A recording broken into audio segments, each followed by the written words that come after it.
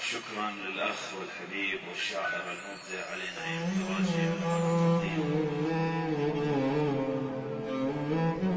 خيركم من تكلم بلسان قومه. يقولون الإمام العباس بأكثر الحروب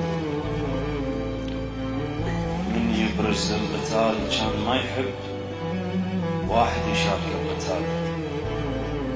هوسوا عليه قالوا الحر يستنكف ويحط من الطيبة والرباء.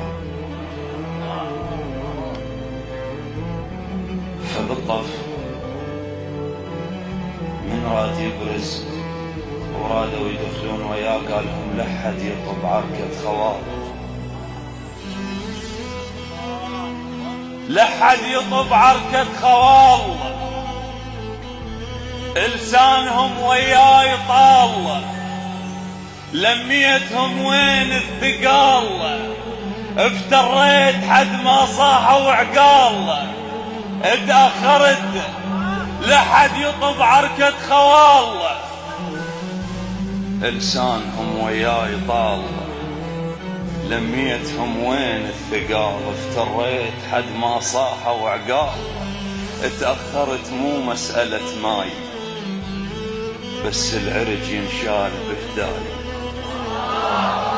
اتعطلت مو مسألة ماي بس العرج ينشال بهداي، شايل علم وجفوف جواي،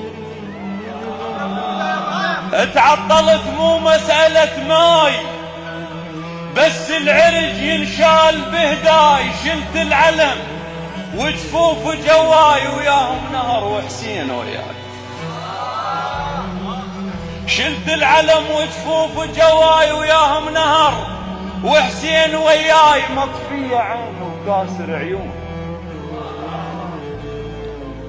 قالوا هواي وقلت يقبون، هدوا علي روس وسنون وردوا لأهلهم رقب ومتون.